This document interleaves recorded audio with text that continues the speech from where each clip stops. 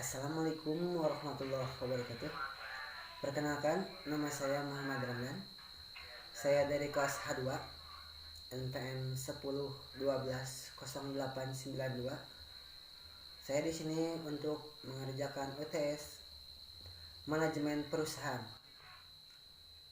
Anggaran perusahaan adalah suatu proses perencanaan dan penggadaian kegiatan suatu operasi perusahaan yang dinyatakan dalam suatu kegiatan operasi sesuatu perusahaan yang dinyatakan dalam suatu kegiatan dalam suatu uang yang bertujuan untuk memproyeksikan operasi perusahaan tersebut dalam proyeksi keuangan.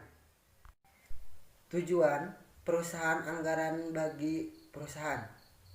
Pertama, menyatakan harapan dan sasaran perusahaan secara jelas dan formal. Bagian B. Bagian 2. Untuk mengkomunikasikan harapan manajemen kepada pihak terkait. Bagian 3. Untuk menyediakan rencana terinci mengenal aktivitas dengan maksud mengurangi ketidakpastian dan memberikan pengaruh yang lebih jelas. 4. Untuk mengkondisikan cara yang ditempuh dalam rangka memaksimalkan sumber daya. Bagian 5. Untuk menyediakan alat ukur dan mengandalkan kinerja individu dan kelompok. Ada juga fungsi anggaran.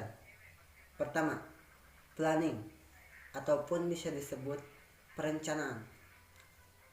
Di dalam fungsi ini ditetapkan tujuan jangka panjang, tujuan jangka pendek, sasaran yang indah dan tercapai, strategi yang akan digunakan, dan sebagainya.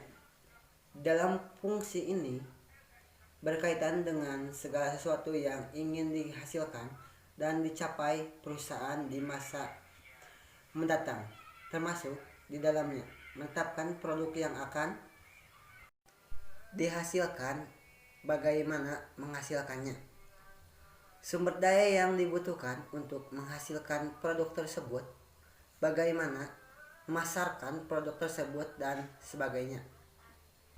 Bagian 2. Organizing, mengkoordinasikan setelah segala sesuatu yang ingin dihasilkan dan dicapai perusahaan di masa depan dan ditetapkan. Maka perusahaan harus mencapai sumber daya yang dibutuhkan untuk melestarikan rencana yang telah tersebut, dimulai dari upaya memperoleh bahan baku, mencari mesin yang dibutuhkan untuk mengelola bahan tersebut. Bagian 3. Costing ataupun disebut juga menggerakkan. Setelah sumber daya yang dibutuhkan ataupun diperoleh, maka tugas manajemen selanjutnya adalah mengerjakan dan mengelola setiap sumber daya yang telah dimiliki perusahaan tersebut agar dapat digunakan sesuai dengan fungsinya. Masing-masing setiap sumber daya yang akan harus dikerjakan dikoordinasikan suatu dengan lainnya agar dapat kinerja optimal untuk mencapai tujuan perusahaan. Quarterling ataupun juga disebut juga pengendalian.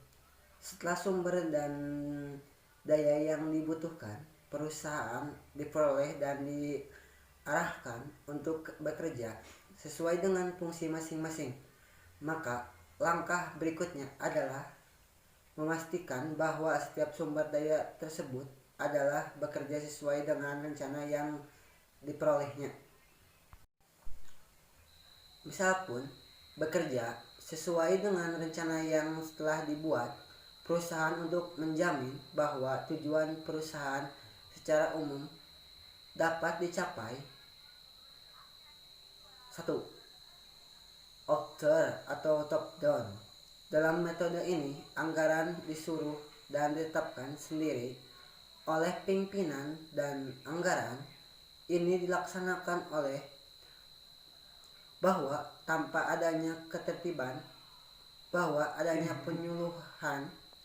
Metode ini adalah dan ada baiknya digunakan bila karyawan tidak mampu menyusun anggaran atau dianggap selalu sama dan tidak tepat jika diserahkan kepada bawahannya. Oke, sekian penjelasan dari saya. Mungkin lebih lanjutnya dapat dipelajari dari sumber-sumber tertentu dan dapat dikerjakan dari sumber-sumber yang akan kalian pelajari. Sekian dari saya penjelasan tentang manajemen perusahaan. Oke, saya tutup penjelasan hari ini. Saya ucapkan assalamualaikum warahmatullahi wabarakatuh.